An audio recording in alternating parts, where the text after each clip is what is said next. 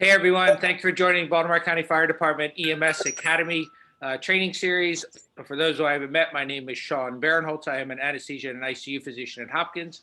I am an active member of Pikesville Volunteer Fire Company of Baltimore County, and I have the honor of serving as one of the associate medical directors for the County Fire Department. On behalf of the Medical Director's Office and Dr. Andy Pollack, on behalf of the EMS Office, Director Shenning, Captain Stewart, Captain Natz, thanks for what you guys do every day. Thank you for your dedication to lifelong learning. Big shout out to Ashley Brooks. Ashley is a young member and a volunteer at Pikesville who helps us manage our IT platform. Ashley has given me the link for your CEUs. So at some point during this presentation, and we'll announce it as well, keep an eye out on the chat. We will give you a link. Click on that link, enter some basic information, and you can get your MIEMSS CEUs. So tonight we have the honor of Dr. Anna Six-Samuels. Dr. Six-Samuels is an assistant professor of pediatrics in the Division of Pediatric Infectious Diseases at the Johns Hopkins University School of Medicine and an Associate Hospital Epidemiologist for the Johns Hopkins Hospital. A native to Baltimore, she went to undergraduate school at the University of Maryland College Park and medical school at the Johns Hopkins University School of Medicine. She specializes in infections in kids.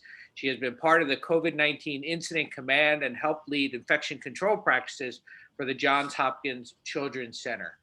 Anna, thank you so much for being with us and for sharing all your wisdom. I super appreciate you. Thanks so much, Sean. It's my pleasure to talk with you this evening.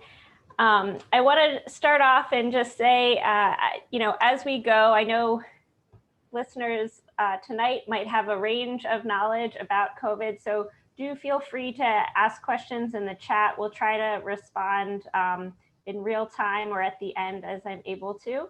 And I hope that we get a chance to just ask some questions in chat at the end. So to start off with, what am I going to talk about today? We'll talk a little bit about the epidemiology of the virus and the pandemic right now. And then we'll spend most of the time talking about symptoms and complications of COVID and MISC in pediatric patients. And also spend a few minutes about some of the recent hot topics around transmission of COVID in kids, schools, and then I'll end with talking about the vaccines, because I think that's something lots of people have questions about right now. So SARS-CoV-2 is the name of the virus that causes COVID-19, the symptomatic disease. It's an enveloped RNA virus, and it comes into our body through these receptors in our eyes, in our airways, in our lungs. They're actually spread everywhere else, but it really enters our body through our eyes or our airways. And I point that out because that's why we wear masks and eye protection, to protect that virus from going through the air into those spaces. So where are we right now in the United States? The dark blue states, and for those who are listening, I'll read them out. It's New Jersey, New York, Pennsylvania, Florida, Michigan. Those are seeing the highest number of cases right now. The lighter blue is kind of the next up. And so it's a real splattering. But in Maryland, what are we seeing? It's interesting because a couple weeks ago, we were really celebrating a win with a downtrend in cases. In the last couple, like 1 to 2 weeks here, we're seeing a clear new uptrend. We were seeing more like 500 to 700 cases a day. Now we're above, well over 1,000. Thank you. And so we are seeing more cases in our community right now. And actually, let me go back one more time. On the graph in the pink and the purple is the number of hospitalizations due to COVID. And so the number of hospital beds, dedicated to folks with COVID is increasing after having come down. And what about peds? Since most of this talk, I'm going to try to talk about kids. So interestingly, pediatrics is not a big part of the COVID cases. This is a slide that one of my colleagues in the Department of Emergency Medicine put together. He's been doing a lot of the COVID analysis stuff, and he basically separated out the kids from the rest of the adults. And what we can see is that the younger kids 0 to 9 in blue and the older kids 10 to 19 in orange their rates kind of mirror the rates in adults, but they're really a much, much smaller proportion of the overall cases. And how about throughout the United States? So here, each of these bars is the number of cases and the proportion of cases in people of that age group. So it starts off with 0 to 4, then 5 to 17, then 18 to 29. And then behind it in gray is how much of the population is in that age group. And so we can see that the red bar is only a small part of the overall population of kids 0 to 5. And same thing, the red bar is about half of the overall population of kids 5 to 17. This is in proportions. But then something changes in young adults. So in young adults, age 18 to 29, that red bar now goes beyond the gray one. And so what we're seeing is actually young adults are a huge proportion of the overall COVID cases. And the children less than 5 and 5 to 17 really have much fewer cases than their part of the population. So COVID in kids, how is it different? How is it the same? When a kid gets COVID, what is that like? Interestingly, about 20% of kids might actually have any symptoms of their infection, or they're so minor that no one's really noticing, kind of a slight runny nose or something like that. And then some people have done these estimates that even up to 70% of the infections in kids, they're not getting any symptoms with it. Which I find fascinating. I don't think it's actually up to 70 in real life. I would guess somewhere more like 20% sounds right.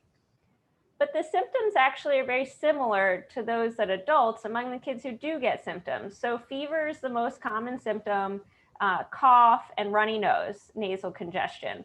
And these are the exact same symptoms as pretty much any other viral infection like the flu or RSV or whatever it is. And so that's one of the things to point out is that COVID in a child might not look any different than some of these other viruses in a child. And then kids can have some of these other issues too, muscle aches, a sore throat, headache, diarrhea.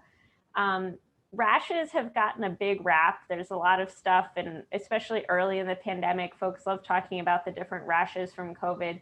But rashes are really only in less than 1% of kids who get COVID. So it's pretty rare at this stage. Most of the children who get COVID have a known family exposure. So it's someone else in their home who's probably the likely person they got it from, rather than another child. So about 3/4 of kids have a known obvious family exposure in their household. The other thing that is kind of different about kids that we've recognized is kids can get more than one infection at the same time. So if they were able to catch COVID from someone, they were also able to potentially catch another virus. And so some of them can have more than one thing going on at the same time.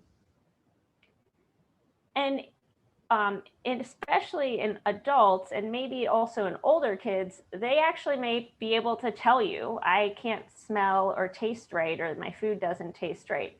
In little kids, they might not be able to tell you that and say their taste or smell is off. Some little kids might just not eat right or kind of, start preferring some different food or something like that. But we do know that in the older kids who can speak up about it, they do get this thing about the loss of taste or smell, and it's highly correlated with getting COVID. So if you hear about a 16-year-old who's like, I don't taste my food anymore, then that is concerning for COVID. So I kind of already pointed this out, but in general, the symptoms of COVID in children is less than adults. And it's more likely to just stay up here in their nose and their throat and less likely to sink down into their lungs and cause them lung disease. And that's a little bit different than adults, and especially older adults who are much more likely to get the COVID down in their lungs and cause them breathing problems and things like that. And so this is some numbers from early in the pandemic, but I think the concept is the same. So the kids get the same types of symptoms, just at a much lower frequency than adults. So in this example, kids got fever 56% of the time, adults got it 71% of the time. Kids had a cough 54%, but adults, it was 80%. So some of them are getting some of these other symptoms, but it's just less than adults. And because it's not going down into their lungs as in most children, they're also less likely to get hospitalized. So the rate of hospitalization is about 8 in 100,000 in children, where it's about 164 in 100,000 in adults. What's a little bit different that you might not expect off the bat is 1/3 of the children who are hospitalized have to go to the ICU, and that's the same as adults. So when a kid is admitted with COVID, they're in a way, they're a little more likely to go to the ICU. And part of that is likely related to MISC, which we'll talk about in a minute. A lot of these children that do get hospitalized with COVID have underlying conditions. Many of them have obesity, diabetes, type 1, for example, as well.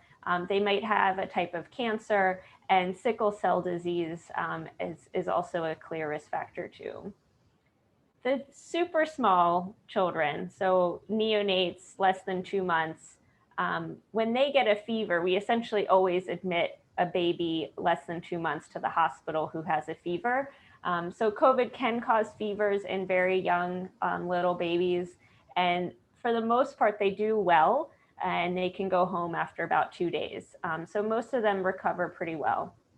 The overall mortality rate in kids is less than 1%. So let's talk a little bit about a scenario. I tried to come up with some scenarios. I'll admit, I work in a hospital, so I'm not in the field, but I tried to put my shoes, some patients I know, so these are inspired by real patients, what was going on before they came into the hospital, and what might trigger you to, this patient could have COVID. So the team is called to a home because a parent is worried their 2-month-old has a fever, they're acting very sleepy, and they seem to be taking pauses in their breath. And another word for that is apnea. And when you get there, you ask, has anyone else recently had viral symptoms in the home? And actually, yeah, the dad has had chills and a sore throat within a few days. And so the infant comes into the hospital, they are having apneas or these pauses in their breathing. They end up being diagnosed with COVID. They get a full sepsis rule out because they have this fever and we need to make sure they don't have a bloodstream infection or meningitis or something else. They end up doing pretty good and they get discharged to home after 2 days.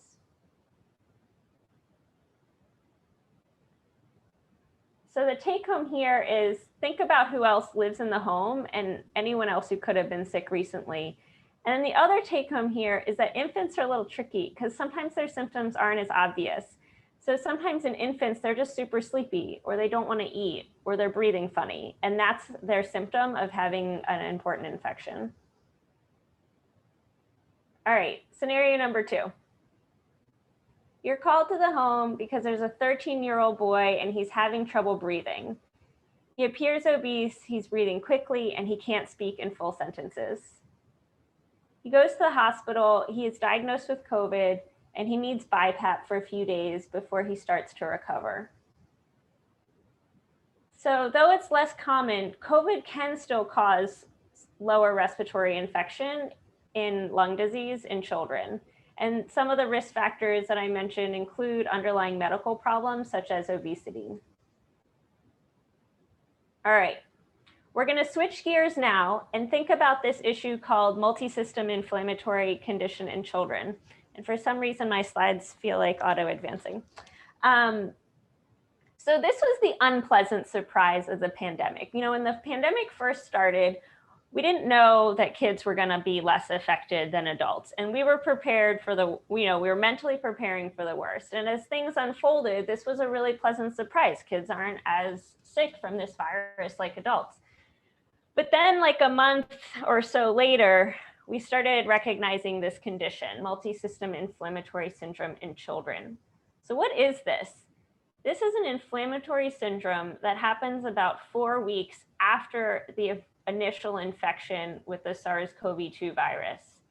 Most of the kids who get this problem are previously healthy kids, and the average age is about 8 to 9 years old, and it's a bell curve. So we've really recognized it down to infants and up to adulthood, but the most is around this school age group.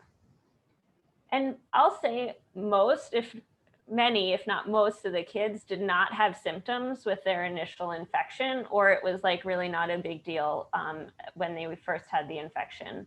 And a lot of them, it's just that they knew someone else in the house was sick. About 2/3 of these cases have been recognized in Hispanic and Black children. And on the bottom of the graph, this is one of the initial New England Journal of Medicine reports, where the yellow is the COVID cases in kids, and then the red is the MISC cases. And there is this really kind of clear lag in about 4 weeks between the peak of the COVID cases and then the peak of the MISC cases. So what's our situation in the US? The CDC actually, this is a reportable condition, so they're tracking it, and they even have a dashboard for it now, which I appreciate.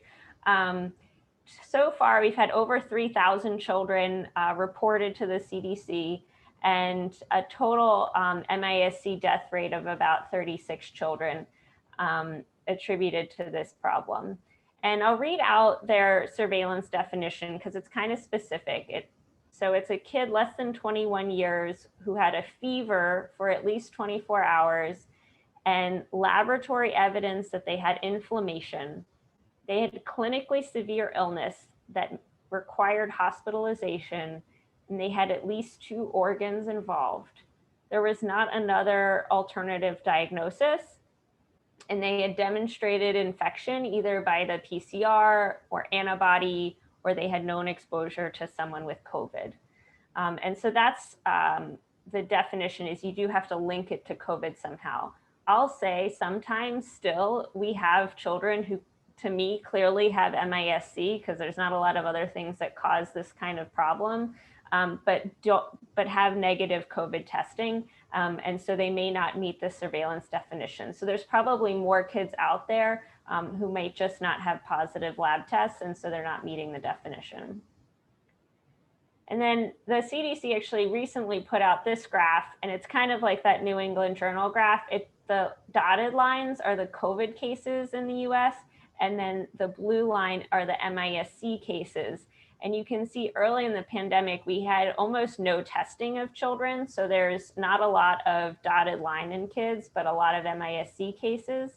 And then the MISC peaks are about 4 weeks after the COVID peaks. So it's a clear pattern now, like after several waves. So what are the symptoms of this syndrome? Kids report just feeling sick. They get a fever. So fever's an important symptom.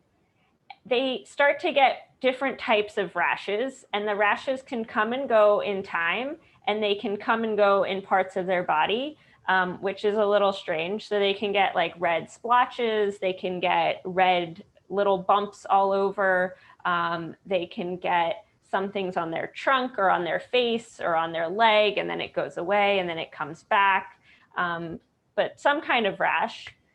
They can get red eyes or conjunctivitis. Many children actually do get that at some point. And then they have abdominal symptoms, belly pain, vomiting, diarrhea. And a lot of times it kind of gets mistaken or thought to be like a stomach bug at first, but it's a stomach bug that's not getting better. It gets worse and the kid gets more sick. Some kids, about 1/3, also have headaches, and they might even have neck pain that's like meningitis. And some also have respiratory symptoms where they're having a hard time breathing.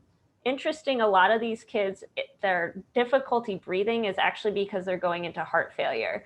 And so it's because of their heart failure that they're having a hard time breathing. And really within a couple days from when the symptoms first started to getting super sick, they can really go quickly. And so they can progress to full heart failure, or just significant low blood pressure that needs ICU care. And I'll show you some of the information here, but older kids seem to be a little bit more likely to have this heart failure and myocarditis issue than the younger kids, like in preschool age.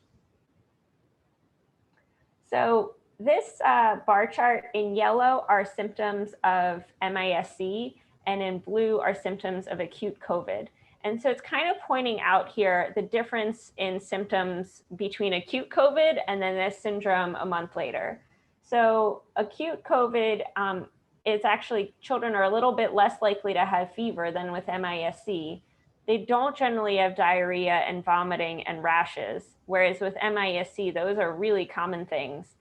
And then cough is uncommon in MIS-C, but more common with COVID. So that's kind of just how things may shift over time.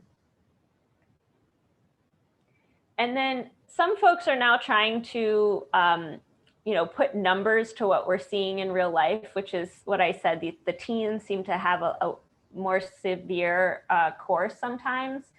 And I'll point out two numbers. In this study, the little children 0 to 5 years old were very likely to have some kind of rash. So dermatologic and mucocutaneous changes. So the conjunctivitis, the rash, red lips, strawberry tongue, those types of things that we often would think about with Kawasaki's disease. And then the teenagers, 13 to 20-year-olds, are more likely to have the myocarditis, the heart inflammation, and the cardiac impact. And so there is something different across the ages. And so what are all these cardiac complications? Well, really, it could be a lot of things. So on labs, a lot of them have a pro-BNP, so their heart is under strain. They have elevated troponins, so their muscles are irritated, the heart muscles are irritated. They can have an abnormal echo, so what do we see on that? Their heart is not pumping as well. They have depressed ejection fractions. When you get an EKG, about a third have abnormal EKGs. They can get, because of the inflammation, they can get effusions, so fluid buildup around their heart. And then the coronary arteries can start to become dilated. And so their coronary arteries get wider and they can have aneurysms. So the complications, about 2/3 of children with MIS-C need to go to the ICU for support. About a little less than a third end up on mechanical ventilation. About 50%, if not more, actually need some kind of pressor support, epinephrine, for example. And some develop fulminant heart failure. They need to go on to ECMO. Some have these dilated coronary arteries that need follow-up. And the mortality rate here is clearly higher than just acute COVID. It's about 2 to 4%. And the other thing that's tricky about MIS-C, and this has been somewhat of an issue, like when kids first hit the door and you're trying to figure out what's wrong and what's causing all this problem. They're hot, they have a fever, they have a rash, they don't feel well, and they're vomiting. This overlaps with a lot of things. So the other serious things to have on the list in your mind are toxic shock syndrome. So toxic shock is when there's a staph or a strep infection somewhere, like a skin infection, and the bacteria causes this toxin that causes the red eyes, the low blood pressure, and kids can get super sick pretty fast. They could have sepsis, so just bacteria in their blood causing all these things. We've also seen overlap with acute abdomen. So for example, ruptured appendicitis, they're getting infection in their abdomen. So that's kind of explaining their severe abdominal pain and vomiting and fever. We've also seen overlap with meningitis. So children who have the headache, the stiff neck, the fever, they're not feeling well, they're throwing up, also need to think about meningitis. And then they can have myocarditis from other issues. So there's both infectious and non-infectious causes of myocarditis that really might have a lot of similar symptoms with the low blood pressure and things like that. Those folks may be a little less likely to have the fever and the rashes. So how do we take care of these children? Well, they might be dehydrated, so we try to reverse their dehydration. We try to support their blood pressure, and if they need to be intubated and ventilated until they start to get better. We treat this inflammatory response with IVIG, which is intravenous immunoglobulins. So it's basically a lot of antibodies pooled together from other people. That's kind of a cocktail of antibodies. So we give that to them, and that's trying to neutralize any unhelpful antibodies that are going on. And we also give them steroids. If they don't respond to those things, then we have kind of additional medicines that are newer, like tocilizumab. I didn't list them out here, but we have some specific medicines that we can use to try to dampen that immune response that's causing this hyperinflammatory issue. And fortunately, with these treatments, most kids recover within a few days, and they're really back to their baseline in the next few weeks. So it's pretty remarkable. You can walk in, and the first time you see this kid, they're super sick, they're on blood pressure medicines, they might be getting intubated, and then within a few days, they're like asking for ice cream and playing bingo online, and it's not a big deal anymore. They're ready to go home, they had enough of you. So it's amazing that we can treat this, and they can go from really being so super sick to doing well, and on follow-up, they continue to do well. So 2 scenarios again. So here's a scenario. You're called to home because there's an unresponsive 16-year-old boy. So what else do you need to know? He doesn't have any prior medical problems. The past 2 days, he did not feel very well. He stayed home from school. Yesterday, he complained his belly hurt and he had some vomiting. They thought he just had a GI bug. He stayed home. And the parents came home from work today and he wasn't waking up and he seemed to be breathing shallowly. So on his first vitals check, his blood pressure is 60s over 30s and his heart rate's in the 130s. And obviously this gentleman is super sick. He's taken to the hospital. He is found to have severe myocarditis. His heart function is depressed, and he does have COVID positive antibodies. And so this patient gets diagnosed with MISC as the cause of their myocarditis, heart failure, and overall kind of cardiovascular collapse. This case didn't turn out as fortunately. So it's off of, I'm not giving you all the real patient details, but this patient needed to go onto ECMO and was severely ill. So another scenario, you're called because there's an 8-year-old girl. She woke up this morning acting unusually sleepy and lethargic. They try to wake her up. She just goes back to sleep. The parents got spooked, something's wrong. You find out she's had a fever for 4 days. She hasn't been eating because her belly was hurting. She also had some diarrhea, and today they noticed her eyes kind of look bloodshot. So she does respond to sternal rub. She kind of flutters, mutters something, and then rolls over and doesn't want to keep interacting. Her heart rate's in the 150s. Her blood pressure is 70 over 30. So tachycardic and low blood pressure for age. She goes to the hospital. She gets fluids for possible dehydration. She does need some additional blood pressure support to normalize her blood pressure. She has super high inflammatory markers, and her troponin, so her cardiac enzymes, are elevated. We think she has MISC, so she gets started on steroids and IVIG. 3 days later, she's the one eating ice cream and playing bingo and ready to go home. So this was a good case where, the patient really had a pretty classic story and classic findings of this syndrome. Now they responded well to treatment and ready to go home.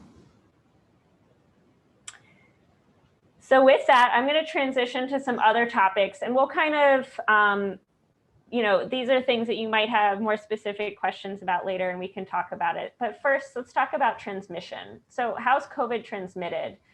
This is a picture. I always like this picture. It's someone coughing, and you can see in green are the large spit droplets that can go out into the air, but then they fall out of the air faster. And then in red are the super small droplets, and they kind of make a cloud. And that cloud, as it goes away from the person, kind of gets less dense and starts spreading out in the air.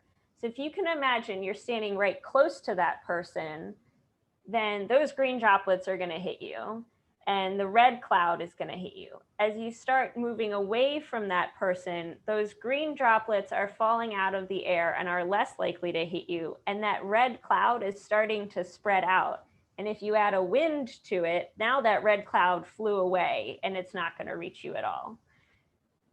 I think you're getting my picture. So how's it transmitted? It's primarily close person to person through the air in these droplets, and it can enter our body again through the eyes, our respiratory tract. Folks are most contagious in the 2 days before and after their symptoms onset, with a peak in the negative 0.7 days. So people are most contagious actually a little bit before they recognize they have symptoms. So about half of transmissions actually occur in that day before people realize they have symptoms. And then after a week, the infectiousness drops very quickly. The masks that we wear reduce the number of particles that people can put out, and they also reduce the distance that those particles can travel. Well, what about other things? Like we talk a lot about cleaning things down and stuff, and that is important. The virus doesn't live very well on porous surfaces, paper, cardboard, cloth, clothes. It can live about a day, depending on the temperature. It can be longer in cold temperatures, so on metal and hard plastic. It lives about 9 hours on human skin, which seems like a long time to me. And then it fortunately is killed very quickly by ethanol. So our hand rubs are very effective in killing this virus off our hands. And then the other thing that's talked a lot about here and there is the airborne transmission. And that's those little red cloud particles that might travel further. And what we know is that the concentration matters. So the further away you get, the less likely that that cloud has enough virus to actually cause an infection. But we also know that there have been people that are these super spreaders. So there's something about the virus and their particles that are just very infective to others, and they're going a further distance. And we also know that when we do things to patients, like when we intubate them, when we're doing CPR, we're causing a cloud and we're causing those aerosols and those droplets to come up. And so that's why we care more about those interventions. So at our facility, across our system, we recommend, sorry, I don't know why it keeps doing that. We recommend face masks and eye shields for all patient interactions. And then we also recommend the N95 or respirators for anyone who does have known COVID, or any COVID negative if you're going to do one of these aerosolizing things. If you're going to do intubations, you're doing CPR, you might have to do one of those things. And then the eye shield thing. There's definitely growing evidence that the eyes is an important consideration. And I like this one study they did in Indian healthcare workers where they were going to people's homes, and the healthcare workers stopped getting COVID completely when they added an eye shield to their mask. And so it really pointed out that the eye shield makes a difference. And the other thing I remind our colleagues all the time is it's important what we do inside and outside work to protect ourselves. And so thinking about these things both at work and when you're interacting with patients, but also outside of work. And to just have a low threshold. If you don't feel well, we hear folks tell us about, well, I thought I had a summer cold, or I thought I had the flu, and it turned out it was COVID. And so that's tough because actually we have no flu circulating right now. So it's unlikely to be the flu. It's more likely to be COVID, unfortunately. So what about kids? Do kids transmit COVID to other people? What do we know there? So the quick answer is yes, kids can transmit to other people, but it might be a little less likely than older people. This was one example the CDC made a publication about where there was a daycare and they had 12 kids who likely got COVID over at 2 childcare centers, and 3 of them didn't have any symptoms. 12 people who interacted with these children got infected, and then 1 of those people went to the hospital. So they did document that even in a daycare setting, it was possible to transmit. That said, we know as younger children, this is a little bit less likely, but it is possible. And so we can't just take it off the table. So what about older children? Yeah, older children might be even a little more likely to transmit COVID than the younger ones. So in this situation, there was a young teenage boy, about 13 years old. He just had nasal congestion. So he had a symptom, but it wasn't too bad. He stayed in a house with 14 other people. Inside the house, they didn't wear masks, they didn't physically distance, they were just together on a trip. And 12 of the family members in the house got COVID. They had 6 family members who visited only outside, and 0 of the 6 family members who visited only outside got COVID. So this also tells you about the air handling and air circulation matters too. So outside is safer than inside.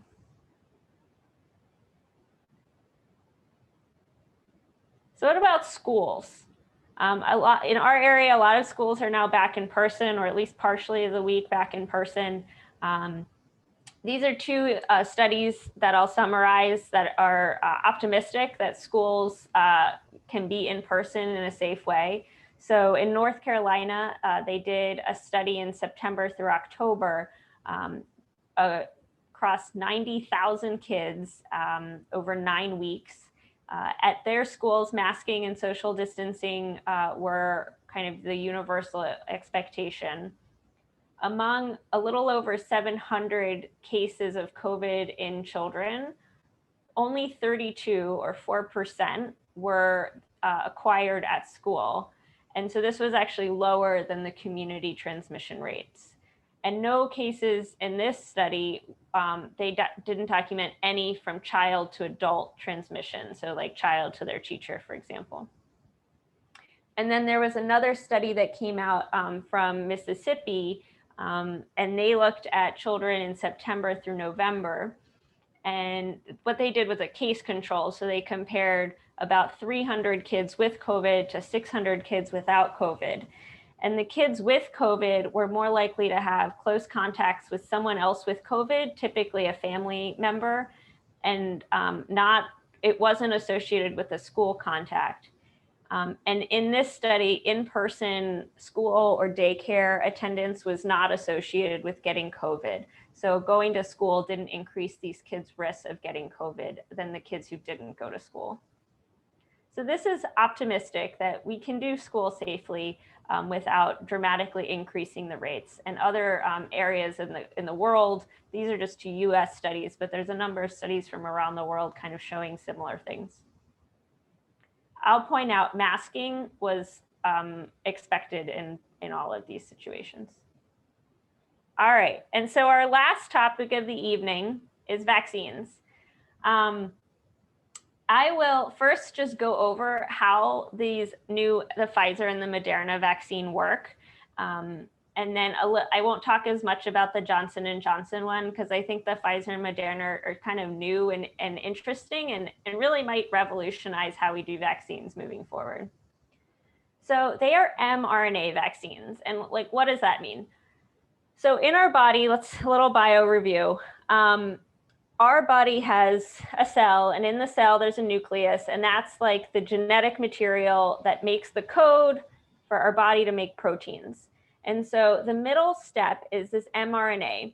And so the mRNA is then used it's the code to build the protein that makes an antibody, for example. And so what this vaccine is actually doing is it's giving a piece of the code to make a protein of the virus. And it's putting, what the body does is actually kind of accept that into the cells. Our own cells make the protein. So we're not giving the vaccine is not giving us the virus. It's giving us the code to make a little part of that virus. And then our body, our immune system sees that and says, that's not myself. I'm going to make an antibody against it, and now mounts an antibody response. That whole process takes about 2 weeks to happen. So from the time the vaccine is given or the time your body is exposed to something like that, it takes about 2 weeks for the immune system to make that response and have antibodies that see that virus. Now, they had this idea actually decades ago, and so the idea was not new. But what's new in the pandemic is that the mRNA breaks down super fast. Basically, it's very unstable, and once you put it out there, it breaks down. Your body chops it up, and it's chopped liver. What the new manufacturers did was they created this fat bubble that safely allows the mRNA to stay in your body long enough so that your body can start this reaction. And then it just breaks down. So what are the benefits here? There's a lot of benefits. It's actually super easy to produce. You don't need eggs or chicks or other cell lines or all this other stuff that other vaccines have needed. There's no infectious material. So it's not a virus. It can't infect anyone. It's safe for immunocompromised people. It won't give them a sickness. There's no animal products. And the vaccine itself, the material that we deliver in the vaccine, is quickly degraded by your body, and it's actually then just gone. What's the issue? Well, there's always a catch. The catch here is that it still breaks down pretty quickly. And so even though they have this new fat bubble or lipid layer, it's not stable for a long period of time, and it needs to stay cold. And so that's been the issue with the Pfizer and Moderna vaccines, is they need to stay frozen, and they need to be transported that way. And that's a big pain on the bum to handle from a logistics perspective. And that's something that the Johnson & Johnson vaccine does not have to deal with. And so it's a lot easier to distribute. All right. So how does this vaccine work? Does it do anything? Well, the quick answer is yes. The Moderna and the Pfizer vaccines are super effective. They're much more effective than really anything we could have dreamed of. So in this graph, the blue line are folks who did not get the real vaccine. They got a fake placebo vaccine. The red line are the folks that got the real vaccine. And what you can see, and I think I have a little thing, is that after 12 days or about 2 weeks, the effect kicks in and these lines separate. So the folks who didn't get the real vaccine, they continue to get COVID, and the folks that did get the vaccine stop getting COVID. And so it does, I'm just repeating this a lot of times, it takes 2 weeks to kick in.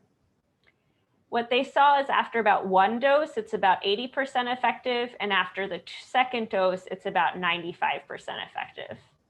And what does effective mean? It means that the folks who got this vaccine did not get symptoms of COVID. So they didn't look at COVID at all. They looked at COVID with symptoms. And so it was 95% effective of COVID with symptoms. So people did really well. They stayed healthy. What are the side effects? About 1 in 5 people get some kind of side effect. And it's more common after the second dose. And it's also more common to get side effects in younger adults rather than older adults. And you may already know people, this kind of makes sense if other people you've talked to. The most common side effects are fatigue, headache, soreness, or a little bit of redness where the injection was.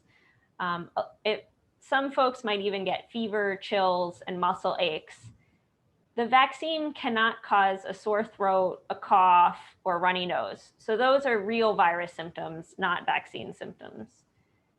These things tend to last 1 or 2 days. Also, like severe allergic reaction has caught the news, especially at first. Anaphylaxis has been reported about 2 to 3 per 1 million doses given. And that's similar to other types of vaccines. And there's no long-term side effects that have been noted. And actually, as of like a day ago, this study came out. So this was looking at the antibodies after Moderna vaccine and how long do they last. And so what they found was they followed folks for 6 months, and 6 months after they got their Moderna vaccine, they still have antibodies against COVID. So this is encouraging that the vaccine will last for at least 6 months so far. They did see, and at the bottom graph, that some of the vaccine antibodies, or sorry, the antivirus antibodies We're a little bit higher in younger people, so the adults age 18 to 55, and we're lower in the older adults. So this is starting to raise the question of, will older adults have less of a robust response than younger adults? And so we still need to learn about that over time. So just a quick summary here of the vaccines. Pfizer and Moderna, they're this mRNA style that I talked about. It's 2 doses separated by 3 or 4 weeks. The efficacy is about the same. Really, they're essentially like the same thing. The only thing that's different about them is that the envelope, or that fat bubble, they made slightly different fat bubbles. And so that's also why they have slightly different storage needs. Pfizer needs to be kept a little colder than Moderna. What about kids? So Pfizer has been studying already in age 12 to 15. They put out a press release just this past week that the vaccine was 100% effective in their 12 to 15-year-old group.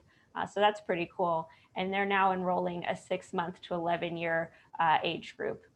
Moderna vaccine hasn't put out anything about any data yet, but they have study in 12 to 17-year-olds underway, and they're starting to enroll the younger 6-month to 11-year group too. And then Johnson & Johnson, I don't have a whole slide for them, but they are actually using an older, or not older, but another vaccine style that we've used before, where they take basically like the ghost shell of a virus called adenovirus, and they make it look like a coronavirus. So they actually give you the shell of a virus, and your body responds to that. It's only 1 dose that they studied at this point, and the efficacy of that 1 dose is 66%. They've had no people who got that need to go to the hospital. So it seems to be very effective in preventing hospitalization. And they also have plans to study in kids. And so really, we are so fortunate. We have 3 excellent vaccines now available. And I don't really promote one over the other. That's a common question we get. Honestly, if you can get any vaccine, get it. They're all 3 going to help prevent you from getting really sick and having to go to the hospital. So what are the take-home points? Younger kids are less likely to have symptoms if they get infected with SARS-CoV-2, and they usually have self-resolving infections. Young adults disproportionately have a higher number of cases of COVID right now than they're part of the population. MISC is a rare complication of COVID infection in kids, but it can be life-threatening. The presenting symptoms of MISC are fever, abdominal pain, vomiting, diarrhea, and then rashes and red eyes. And really still assume everyone has COVID and act accordingly. And I do recommend you get vaccinated. So with that, I'll say thank you. This is my 3-year-old who absolutely adores firemen and fire trucks. And I welcome your questions.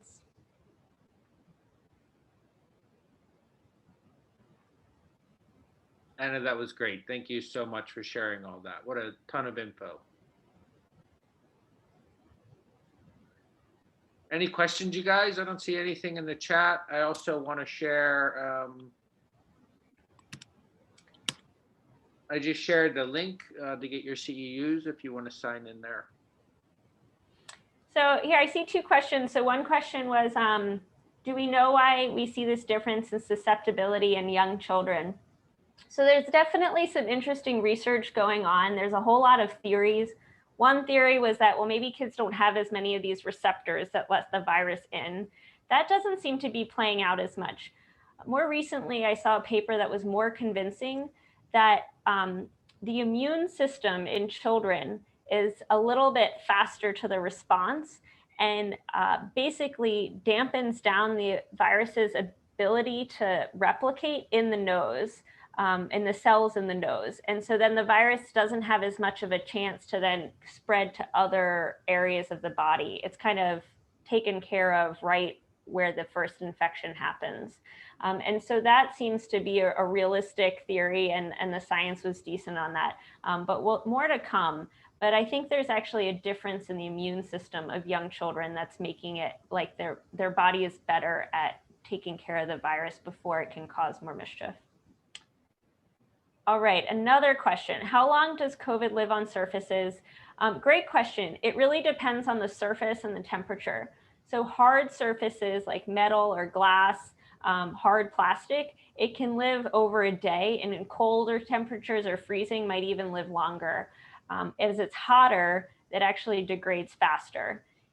Surfaces like paper or cloth, it really doesn't live very well, and might even just be a few hours. So things like paper and clothes are not major reasons that COVID would spread.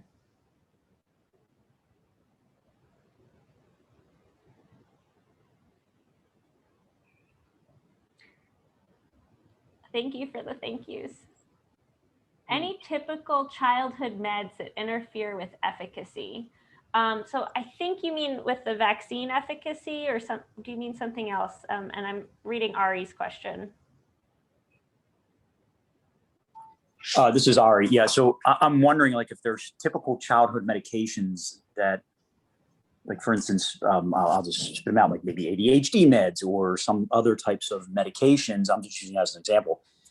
Did that interfere with the efficacy of the vaccine?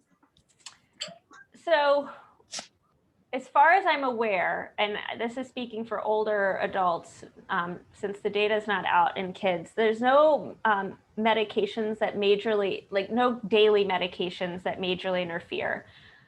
Medications that could interfere in the immune response or the ability to respond to the vaccine are ones that take down the immune system. So steroids, for example, and a short burst of steroids, like 3 to 5 days, is probably not enough to really make a difference. But if you're on steroids for 2 weeks, for weeks to months, that's when the steroids might decrease your body's ability to make the antibodies after you get the vaccine. And the other medicines are the ones like the biologics. So some folks who have IBD or Crohn's, for example, are on biologics that really suppress part of their immune system. And those medicines also the folks taking those might have a lower response to the vaccine. Thank you. Question about, is there any data supporting breastfeeding mothers who are vaccinated passing immunity to children? Yes, I didn't have the study here, but there is now data showing that antibodies from the mom are getting passed to the baby after they were vaccinated. And so that's exciting, because I think that's a plug for breastfeeding moms to feel comfortable that they're doing something to even potentially protect their infant too.